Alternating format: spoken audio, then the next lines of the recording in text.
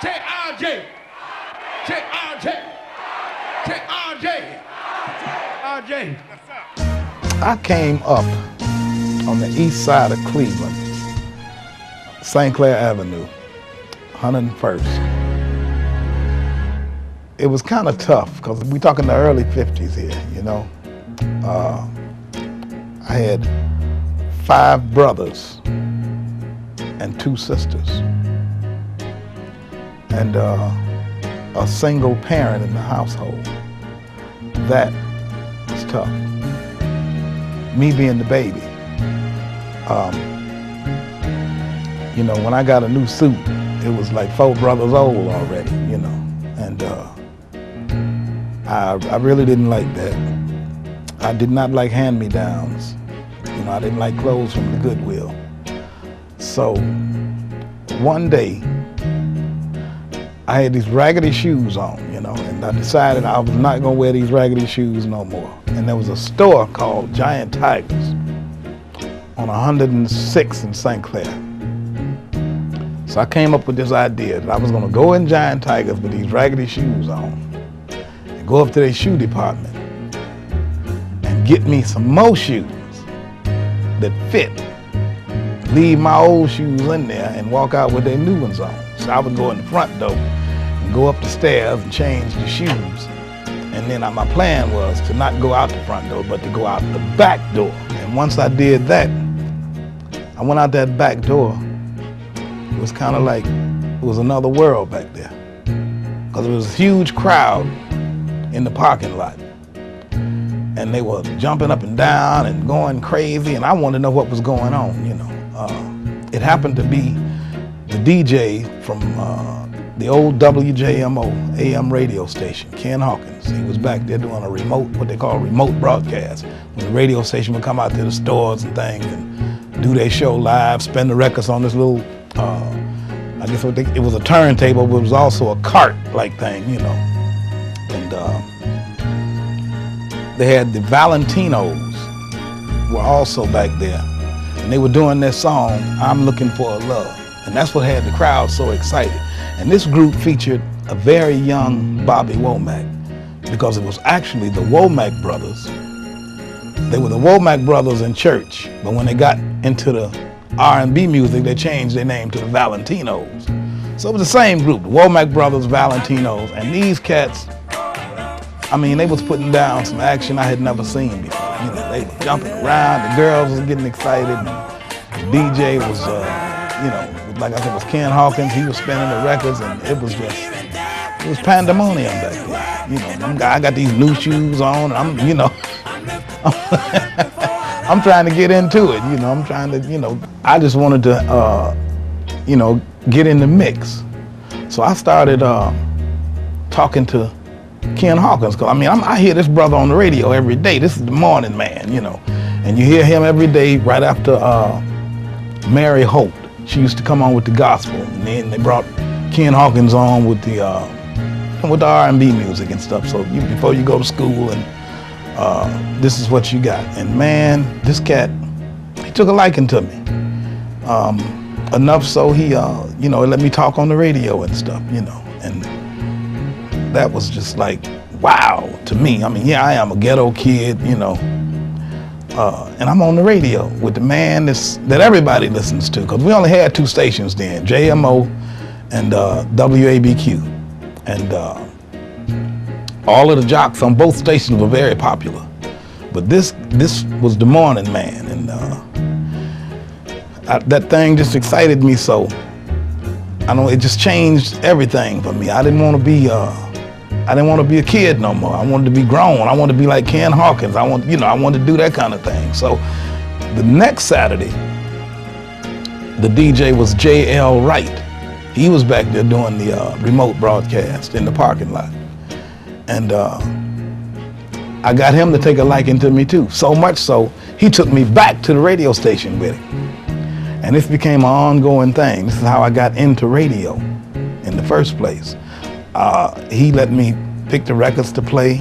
They had a thing on called Study Hall Club. He let me take the phone calls for Study Hall Club and do the dedications and stuff like that. Oh man, I thought I was I thought I was it, you know, and I would go back to school, and my schoolmates would heard me on the radio and stuff. But how you so and so, how you doing this? How you get to do that? What? You know, I'm like, hey, it's just what I do, you know. I'm bragging, you know, I got the big head. I'm an Aries, so I got to have the big head about it. You know, we full of it. So this thing with the radio station, it got so good till I was able to just go there, hang out with the DJs, and they took me. They used to do this remote broadcast on Wednesday nights from Leo's Casino. And I mean, Leo's Casino was the place where if you were anybody, you played Leo's.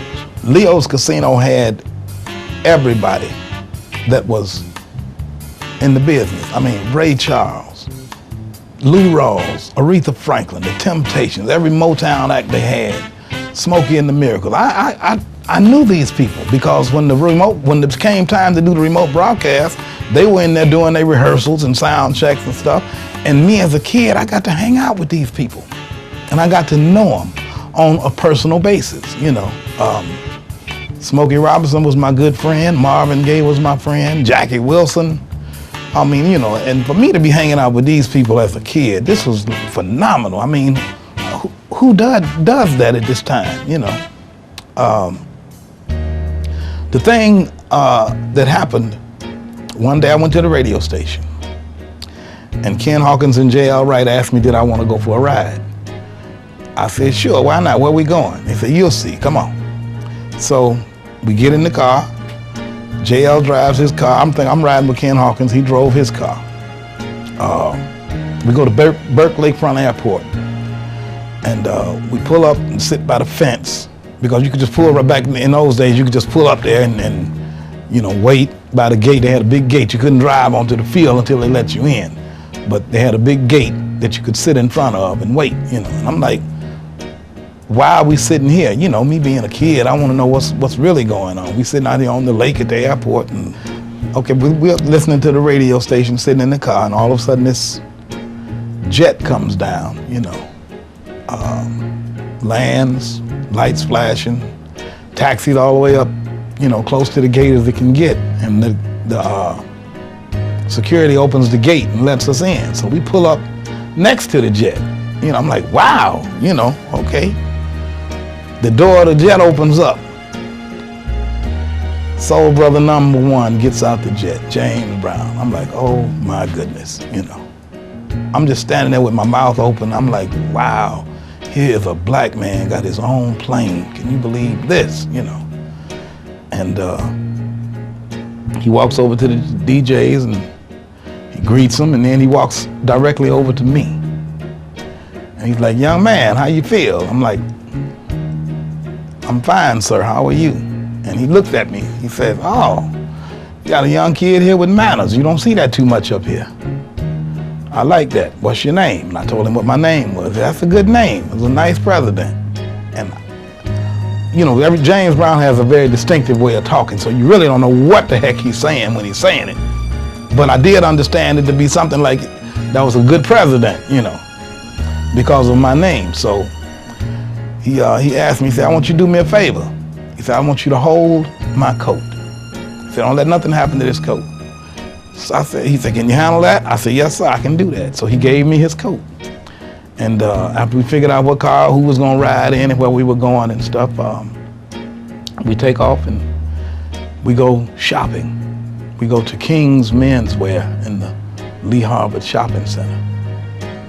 And everybody's so glad to see James Brown in the store and shopping, and they like, wow, you know, it's all this excitement going on, because this is the biggest black artist we had at the time, you know. There was, you know, outside of, you know, you had your Temptations and your Marvin Gayes and your Smokies, but James Brown was the man. I don't care what nobody say. So everybody's excited to see him in the store, and I got this man's coat on my arm. The coat was heavy as I don't know what, you know, because I'm a little fella, you know. And while everybody's paying him attention, I said, I'm gonna see what James Brown got in his coat pocket, you know. What would he be carrying around? I didn't want to steal nothing from the cat. I just wanted to check out. The coat was so heavy, man. I'm like, you know, what do he have in here? You know, he had a wallet, big and fat. He had a bottle of cologne. He had his hair comb. He had a Bible.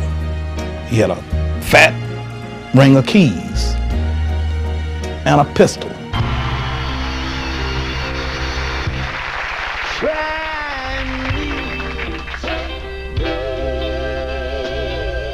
Try me, darling, tell me